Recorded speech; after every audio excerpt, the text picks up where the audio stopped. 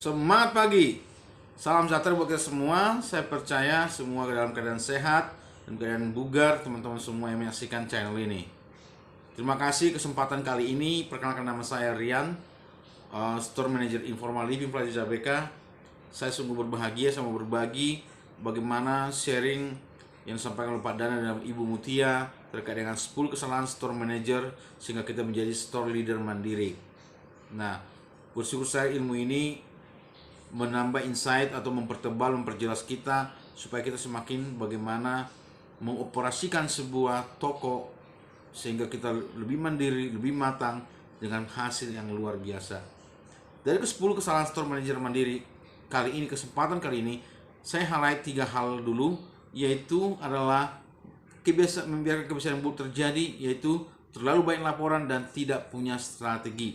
Ketiga hal ini menurut saya hal-hal yang sangat basically yang harus benar-benar kita harus lakukan dalam sebuah toko dan lakukan sebuah improve supaya jangan terjadi hal-hal yang buruk.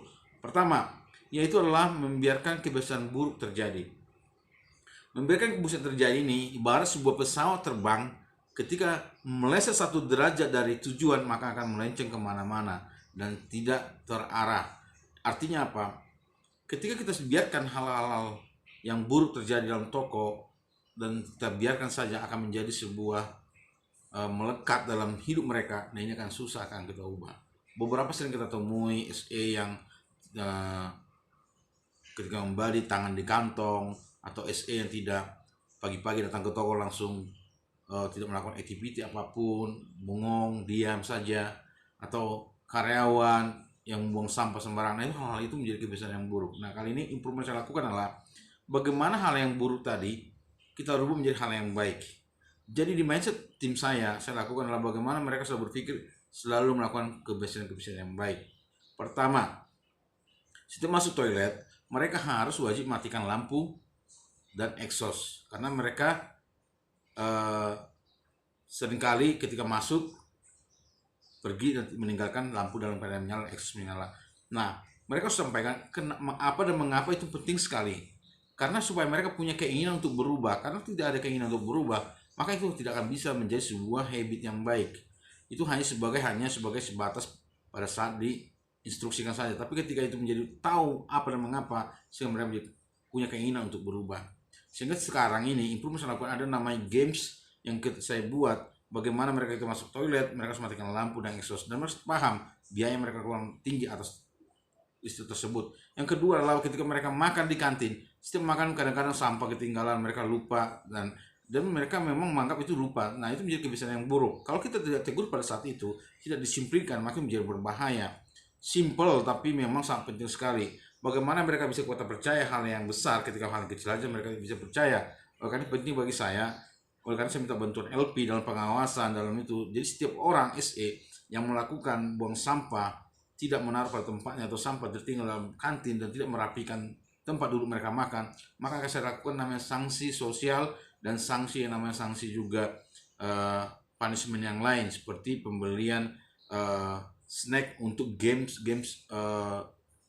untuk sales. Nah, seperti itu. Jadi perlu sebuah games, karena saya pikir dengan adanya games di dalam hal pendisiplinan kebiasaan yang baik ini akan merangsang setiap karyawan untuk melakukan itu. Memang sebuah kebiasaan yang baik harusnya mereka lakukan, tapi seringkali mereka tidak melakukan apa-apa ketika mereka tidak kita rangsang dengan sebuah games. Nah, oleh karena itu, dan ketika misalnya kebiasaan yang baik yang lagi, ketika mereka ada di floor, mereka standby sudah dalam posisi dalam greeting, dan ketika dalam posisi semua udah ada volleyball untuk mereka, ada yang customer masuk langsung di body.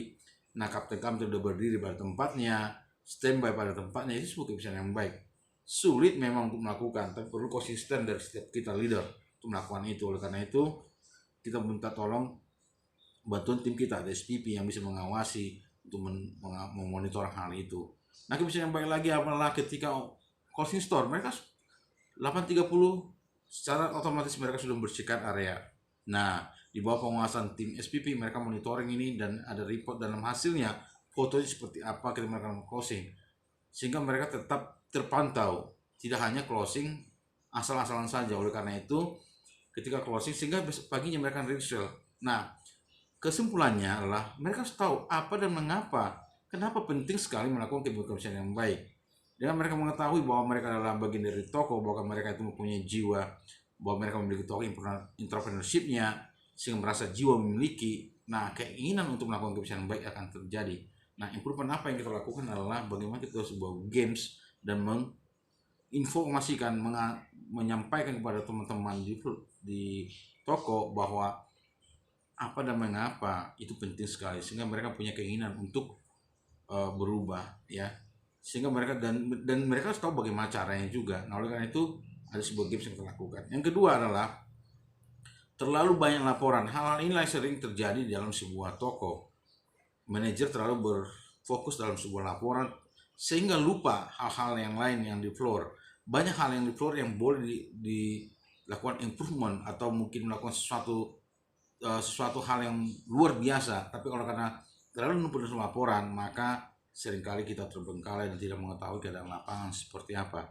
Dan sebagai store manager itu sangat besar. Oleh karena itu, bagaimana laporan itu tak boleh ada, maka kita boleh buat sebuah tools. Nah, saat ini sudah familiar namanya Google Doc yang bisa kita pantau, monitoring dari jauh. Nah, informasi yang lakukan adalah setiap laporan yang menurut saya kapasitasnya adalah kapasitas yang bisa didelegasikan, maka laporan itu boleh dikerjakan oleh tim. Kita bagi-bagi tim, kita tahu kemampuan setiap tim, bidang mereka masing-masing. Selama saya bergaul dengan mereka dalam toko, tentu saya paham kelebihan masing-masing tim saya. Oleh karena itu, laporan yang mana yang bisa untuk dia, bagian apa yang bisa dia kerjakan, maka akan saya bagi sehingga setiap laporan tidak terbengkalai.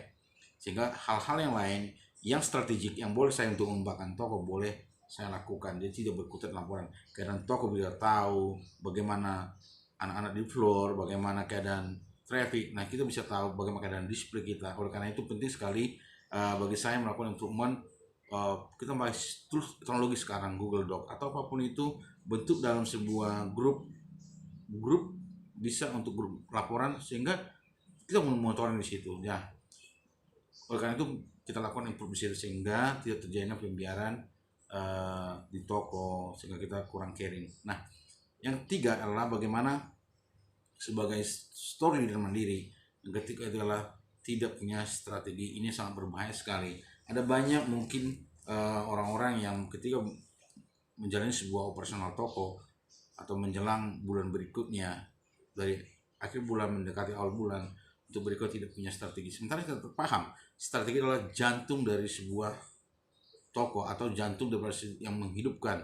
Jadi kalau jantung itu mati, otomatis toko itu tidak akan bisa capai target. Sangat mustahil bisa capai target sementara tidak punya strategi. Nah, oleh karena itu penting bagi saya yang ketiga ini, strategi. Strategi banyak hal.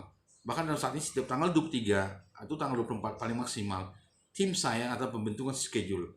Schedule memang terlihat simple, sesuatu yang hal ya biasa-biasa aja, tapi di situ ada kekuatan yang luar biasa kalau kita sudah mengetahui mapping tim kita, kekuatan masing-masing tim, sehingga penentuan schedule menurut saya adalah hal yang sangat penting sekali. Itu salah satu strategi. Bagaimana siapa yang masuk di weekday, weekend, hal di jam-jam long weekend, peak season, siapa SE yang off, siapa yang masuk, partner dan tandemnya siapa. Nah, itu penting sekali.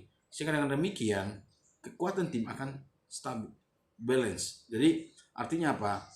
Everyday kekuatan tim tetap kuat. Kita tahu mapping tim. Nah, strategi yang lain adalah bagaimana saya melihat saat ini SPP saya yang luar biasa. Nah, bagaimana strateginya, bagaimana data member ini bisa memberikan sales. Oleh karena itu saya tunjuk orang PSC untuk empowering tim saya, atau PSC menunjuk untuk mengolah data ini. Nah, Yogi orang yang luar biasa dalam pengolahan data ini, sehingga saya pakai dia untuk pengolahan data member. Nah, di dalam misalnya pencapaian KPI saya dalam derivatif, Akbar cukup tangguh dalam hal ini. Nah, empowering tim penting bagi saya. Bagaimana juga kita dalam digital marketing kita. Nah, saya punya Hendra sama Winda, Yogi yang bisa menghit ini, mengkrit ini, sehingga penting strategi-strategi itu. Nah, oleh karena itu empowering tim adalah sebuah bentuk strategi menurut saya yang bisa untuk mencapai sales kita. Nah, yang ketiga, strategi apa misalnya lakukan? Setiap SE yang datang ke store adalah saya akan sampaikan ke mereka tujuan apa, tujuan mereka masuk dalam sebuah toko. Tidak hanya Finger, mereka jualan dan mereka pulang. Nah, oleh karena itu penting bagi saya buat namanya tools KPI monitoring sales, sehingga CSA harus paham setiap everyday mereka harus jual berapa, traffic mereka harus body berapa, dan harus menjadi transaksi berapa value-nya, sehingga akan mencapai target harian mereka. Nah, dan mereka di dalam tools itu mereka juga tahu melakukan cross-selling kah, atau upselling, atau transaksi normal. Nah, dengan demikian mereka akan care dengan hal ini. Jika setiap karyawan memahami tujuan mereka dan punya kerinduan, keinginan untuk mencapai target dengan adanya mereka tahu KPI monitoring mereka everyday, maka saya percaya mereka akan bisa hit sales, dan saya percaya KPI target tercapai. Nah, dengan adanya itu akan berhubungan namanya dengan insentif mereka, bagaimana mendapat sejahtera, bagaimana insentif menjadi menarik ketika mereka punya namanya setiap hari kita monitoring. Nah, penting di sini kuncinya dalam strateginya adalah konsistennya, sehingga menjadi sebuah habit. Nah, dengan sebuah habit ini maka menjadi toko menjadi run. Nah, ketiga hal ini saya highlight improvement saya lakukan dalam sebuah toko adalah menurut saya adalah hal yang sangat penting sekali, bagaimana kita tidak membuatkan sebuah kebiasaan yang buruk sedang terjadi. Yang kedua adalah terlalu baik dengan laporan sehingga tidak tahu keadaan floor di lapangan kita seperti apa. Yang ketiga, tidak punya strategi. Yang ketiga ini sangat fatal sekali kalau kita sebuah toko, kita manajer tidak punya namanya strategi. Sekian dari saya, beberapa hal improvement yang boleh saya lakukan di toko informal living JWK. Semoga dengan sharing ini bisa kita saling berbagi ilmu dan saling membangun satu sama lain. Terima kasih. Saya bersyukur dengan adanya materi 10 kesalahan store manager ini, sehingga memperbaiki diri saya dan juga diri tim saya, sehingga tim semua berjalan dengan run by system. Terima kasih untuk saat ini. Semangat pagi dan tetap sehat selalu.